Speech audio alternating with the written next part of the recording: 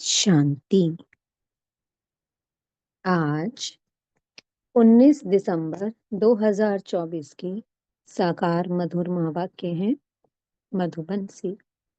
मीठे बाप दादा जी ने कहा, मीठे बच्चे, ये पुरुषोत्तम संगम युग ट्रांसफर होने का युग है। अब तुम्हें कनिष्ठ से उत्तम पुरुष बनना है। तो ये पुरुषोत्तम संगम युग ही है जहां पर बेहद की ट्रांसफर होती है। कहाँ तो शूद्र थे, इस संगम युग पर हम शूद्र से बनते हैं ब्राह्मण, और फिर इस ब्राह्मण जन्म से हम बनते हैं देवता। कितनी बड़ी ट्रांसफर होती है। ये युग है पुरुषोत्तम संगम युग, जहां पर आत्मा अपनी सर्वोत्तम स्थिति को, अपनी सतो प्रधान स्टेज को प्राप्त करती है।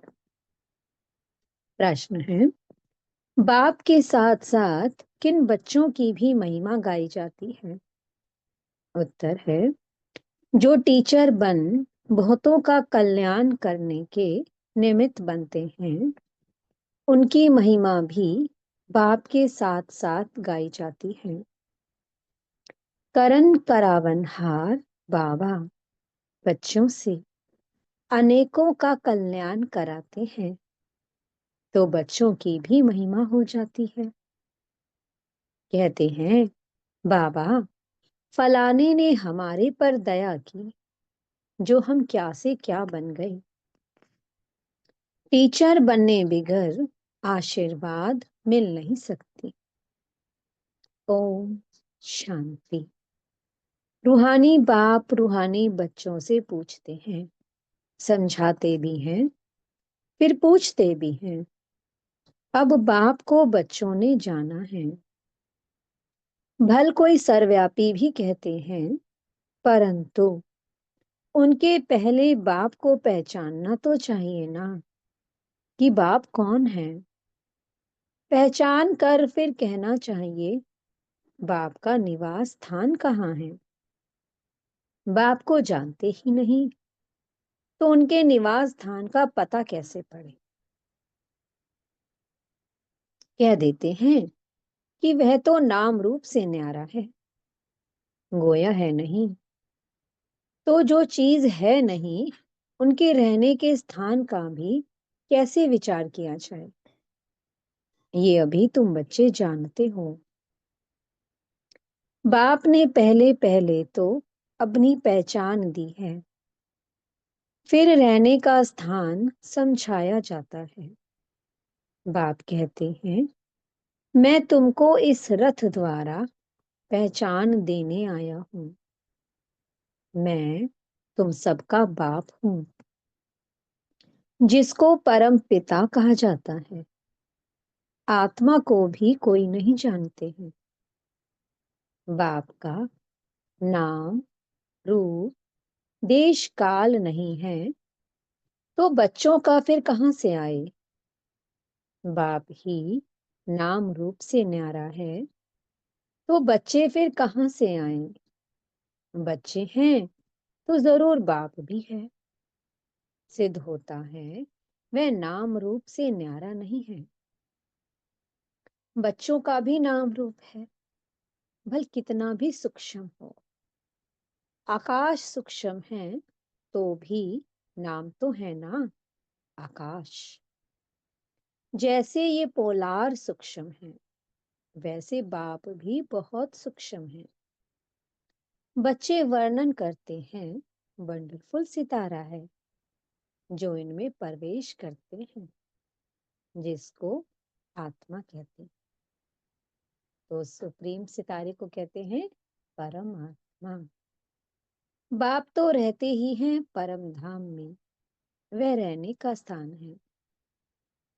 ऊपर नजर जाती है ना, ऊपर उंगली से इशारा कर याद करते हैं, तो जरूर जिसको याद करते हैं कोई वस्तु होगी। परमपिता परमात्मा कहते तो है ना, फिर भी नाम रूप से न्यारा कहना, इसे अज्ञान कहा जाता है।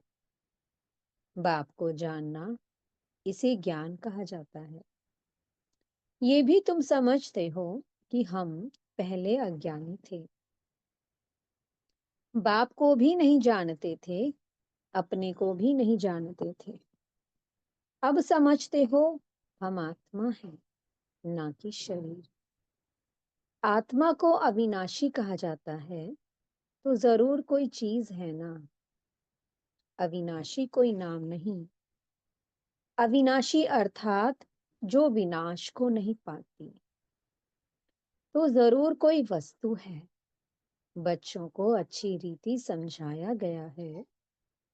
मीठे मीठे बच्चों, जिनको बच्चे बच्चे कहते हैं, वह आत्माएं अविनाशी हैं।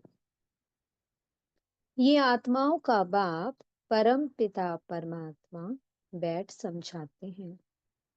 ये खेल एक ही बार होता है, जबकि बाप आकर बच्चों को अपना परिचय देते हैं। मैं भी पाठधारी हूँ। कैसे पाठ बजाता हूँ, ये भी तुम्हारी बुद्धि में है।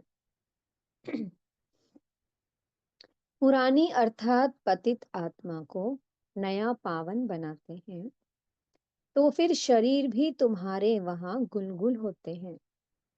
ये तो बुद्धि में है ना। अभी तुम बाबा बाबा कहते हो, ये पाठ चल रहा है ना। आत्मा कहती है बाबा आया हुआ है, हम बच्चों को शांति धाम घर ले जाने के लिए। शांति धाम के बाद है ही सुख धाम। शांति धाम के बाद दुख धाम हो ना सके। नई दुनिया में सुख ही कहा जाता है। ये देवी देवताएं अगर चैतन्य हो और उनसे कोई पूछे आप कहाँ के रहने वाले हो, तो कहेंगे कि हम स्वर्ग के रहने वाले हैं। अब ये जड़ मूर्ति तो नहीं कह सकती। तुम तो कह सकते हो ना, हम असुल स्वर्ग में रहने वाले देवी देवताएं थे, फिर 84 का चक्कर लगाए, अब संगम पर आए हैं। ये ट्रांसफर होने का पुरुषोत्तम संगम युग है। बच्चे जानते हैं हम बहुत उत्तम पुरुष बनते हैं। हम हर 5000 वर्ष बाद सतो प्रधान बनते हैं। सतो प्रधान भी नंबरवार कहेंगे। तो ये सारा पाठ आत्मा को मिला हुआ है। ऐसे नहीं कहेंगे कि मनुष्य को पाठ मिला हुआ है। पाठ किसको मिला हुआ है? आत्मा को मिला हुआ है। अहम आत्मा को पाठ मिला हुआ है। मैं आत्मा 84 जन्म लेती हूँ। हम आत्मा वारिस हैं। वारिस हमेशा मेल होते हैं, फीमेल नहीं। तो अभी तुम बच्चों को ये पक्का समझना है कि हम सब आत्माएं मेल हैं। सबको बेहद के बाप से वर्षा मिलता है। हद के लौकिक बाप से सिर्फ बच्चों को वर्षा मिलता है, बच्ची को नहीं। ऐसे भी नहीं कि आत्मा सदैव फीमेल बनती है। बाप समझाते हैं तुम आत्मा कभी मेल का कभी फीमेल का शरीर लेती हो। इस समय तुम सब मेल्स हो। सब आत्माओं को एक बाप से वर्षा मिलता है। सब बच्चे ही बच्चे हैं। सबका बाप एक है। बाप भी कहते हैं हे बच्चों, तुम सब आत्माएं मेल्स हो, हमारे रूहानी बच्चे हो। फिर पाठ बजाने के लिए मेल फीमेल दोनों चाहिए, तब तो मनुष्य सृष्टि की वृद्धि हो। इन बातों को तुम्हारे सिवाय कोई भी नहीं जानते हैं। भल कहते तो हैं हम सभी ब्रदर्स हैं, परंतु समझते नहीं हैं। अभी तुम कहते हो बाबा आपसे हमने अनेक बार वर्षा लिया है। आत्मा को ये पक्का हो जाता है। आत्मा बाप को जरूर याद करती है, ओ बाबा रहम करो।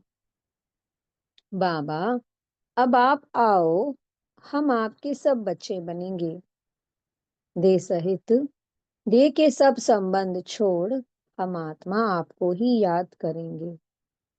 बाप ने समझाया है अपने को आत्मा समझ मुझ बाप को याद करो। बाप से हम वर्षा कैसे पाते हैं? हर 5,000 वर्ष बाद हम ये देवता कैसे बनते हैं? ये भी जानना चाहिए ना। स्वर्ग का वर्षा किससे मिलता है? ये अभी तुम समझते हो। बाप तो स्वर्गवासी नहीं है। बच्चों को बनाते हैं, खुद तो नर्क में ही आते हैं। तुम बाप को बुलाते भी नर्क में हो, जबकि तुम तमो प्रधान बनते हो। ये तमो प्रधान दुनिया है ना। सतो प्रधान दुनिया थी। हर 5,000 वर्ष पहले इनका राज्य था। किनका राज्य था? लक्ष्मी नारायण का। इन बातों को, इस पढ़ाई को अभी तुम ही जानते हो। ये है मनुष्य से देवता बनने की पढ़ाई। मनुष्य से देवता किए करत न लागी वार। बच्चा बना और वारिस बना। बाप कहते हैं तुम सब आत्माएं मेरे बच्चे हो। तुमको वर्षा देता हूं। तुम भाई भाई हो। रहने का स्थान मूल वतन अथवा निर्वाण धाम है, जिसको निराकारी दुनिया भी कहते हैं। सब आत्माएं वहां रहती हैं। इस सूर्य चांद से भी उस पार वह तुम्हारा स्वीट साइलेंस घर है। परंतु वहां बैठ तो नहीं जाना है। बैठकर क्या करेंगे? वह तो जैसे जड़ अवस्था हो गई। आत्मा जब पाठ बजाए तभी चैतन्य कहलाए। है चैतन्य, परंतु पाठ ना बजाए तो जड़ हुई ना। तुम यहाँ खड़े हो जाओ, हाथ पांव ना चलाओ, तो जैसे जड़ हुए। वहां तो नेचुरल शांति रहती है। आत्माएं जैसे कि जड़ हैं। पाठ कुछ भी नहीं बजाती। शोभा तो पाठ में है ना। शांति धाम में क्या शोभा होगी? आत्माएं सुख दुख की भासना से परे रहती हैं।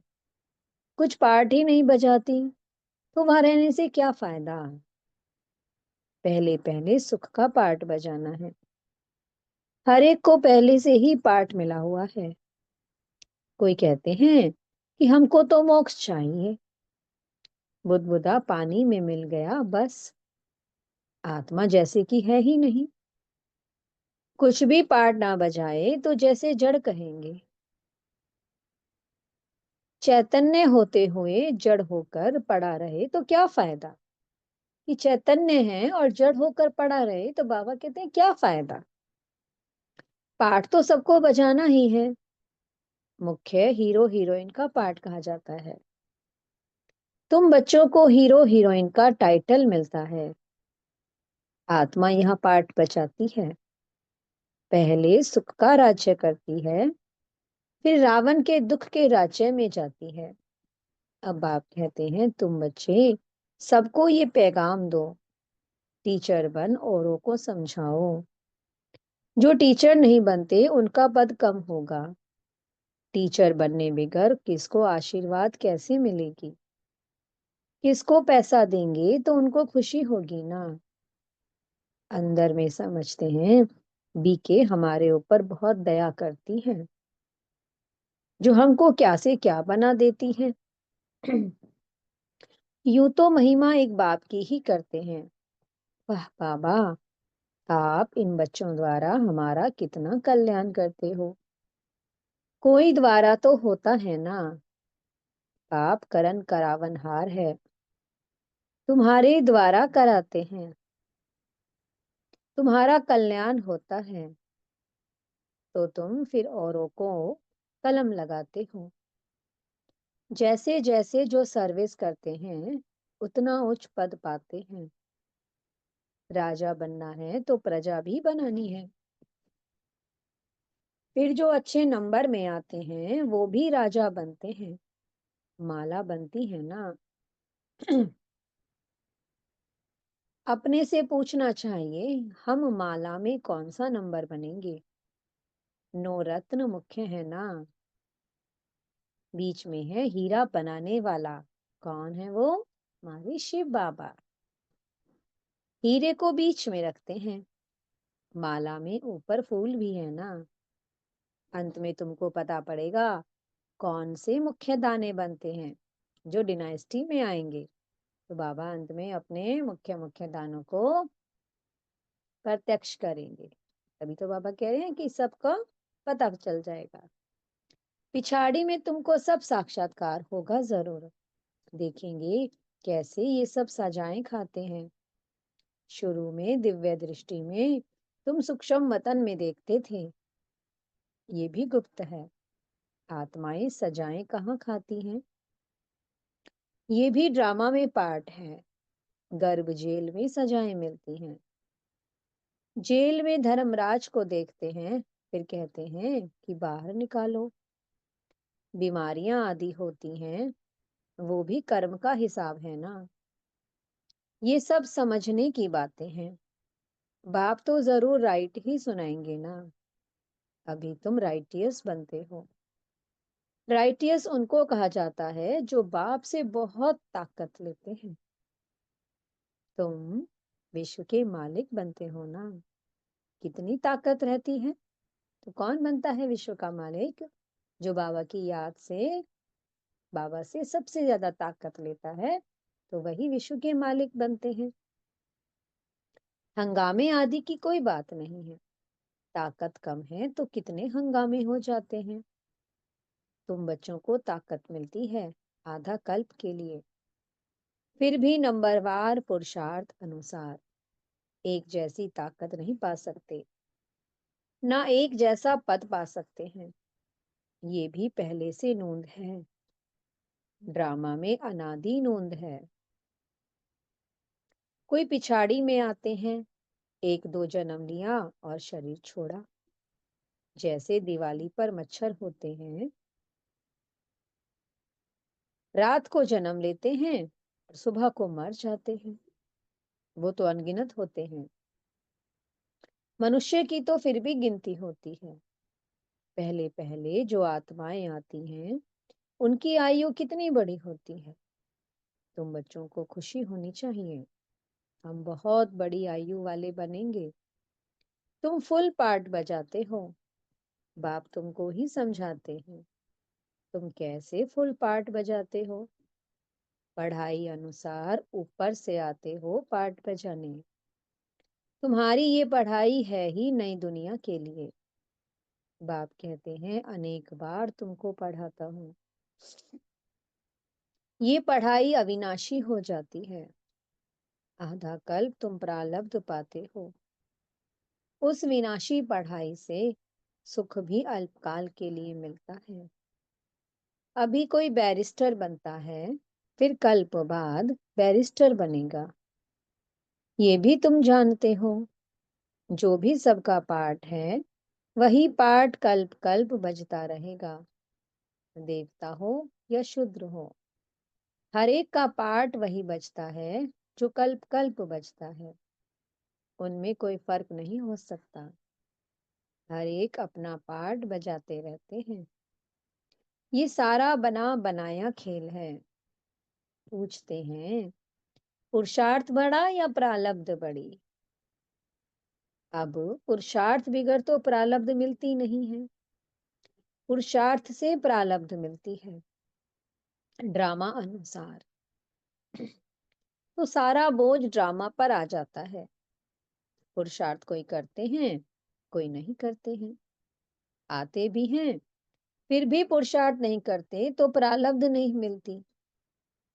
सारी दुनिया में जो भी एक्ट चलती है, सारा बना बनाया ड्रामा है। आत्मा में पहले से ही पाठ नूंधा हुआ है, आदि से अंत तक। जैसे तुम्हारी आत्मा में 84 का पाठ है, हीरा भी बनती है तो कौड़ी जैसा भी बनती है। ये सब बातें तुम अभी सुनते हो। स्कूल में अगर कोई नापास हो पड़ता है तो कहेंगे ये बुद्धिहीन है।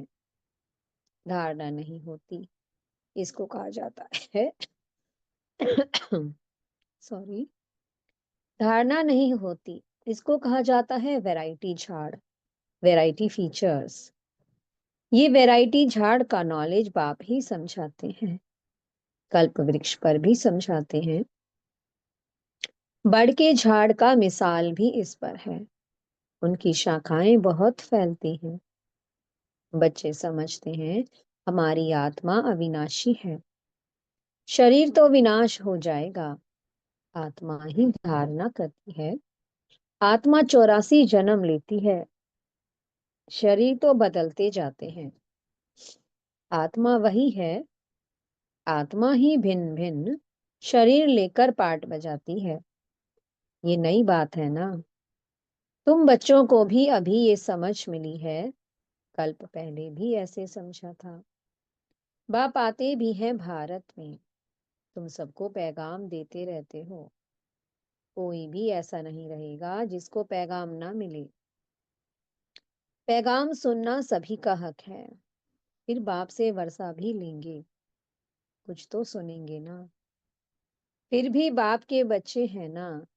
बाप समझाते हैं, मैं तुम आत्माओं का बाप हूँ। मेरे द्वारा इस रचना के आदि मध्य अंत को जानने से तुम ये पद पाते हो। बाकी सब मुक्ति में चले जाते हैं, बाप तो सबकी सदगति करते हैं। गाते हैं, अहो बाबा तेरी लीला। क्या लीला? कैसी लीला? ये पुरानी दुनिया को बदलने की लीला है। मालूम होना चाहिए ना, मनुष्य ही जानेंगे ना। बाप तुम बच्चों को ही आकर ये सब बातें समझाते हैं। बाप नॉलेजफुल है, तुमको भी नॉलेजफुल बनाते हैं। नंबरवार तुम बनते हो, स्कॉलरशिप लेने वाले नॉलेजफुल कहलाएंगे।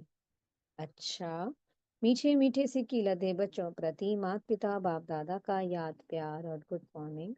रूहानी बाप की रूहानी बच्चों को नमस्ते। हम रूहानी बच्चों की मीठे रूहानी बाप दादाजी को बहुत बहुत याद प्यार, गुड मॉर्निंग और नमस्ते। धारणा के लिए मुख्य सार है। पहला पॉइंट, सदा इसी स्मृति में रहना है कि हम आत्मा मेल हैं, हमें बाप से पूरा वर्षा लेना है। मनुष्य से देवता बनने की पढ़ाई पढ़नी और पढ़ानी है। दूसरा पॉइंट है, सारी दुनिया में जो भी एक्ट चलती है ये सब बना बनाया ड्रामा है। इसमें पुरुषार्थ और प्रारब्ध दोनों की नोंद है। पुरुषार्थ के बिना प्रारब्ध नहीं मिल सकती, इस बात को अच्छी रीति समझना है। मीठे सतगुरु जी वरदान दे रहे हैं, कोई भी सेवा सच्चे मन से व लगन से करने वाले सच्चे रूहानी सेवाधारी भव। सेवा कोई भी हो लेकिन वह सच्चे मन से लगन से की जाए तो उसकी 100 मार्क्स मिलती हैं।